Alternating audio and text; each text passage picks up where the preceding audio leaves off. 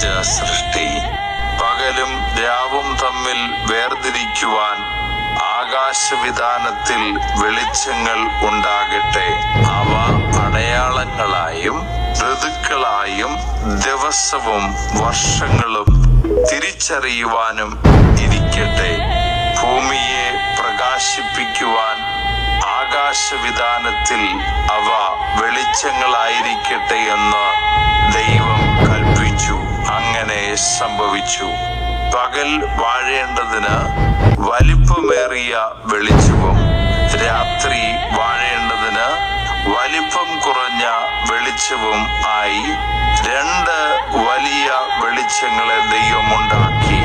നക്ഷത്രങ്ങളെയും ഉണ്ടാക്കി.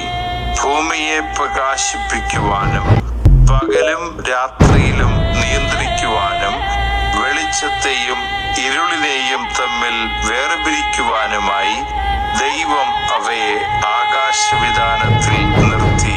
നല്ലത് എന്ന് ദൈവം കണ്ടു. സന്ധ്യയായി ഉഷസ്സുമായി 4-ാം ദിവസം.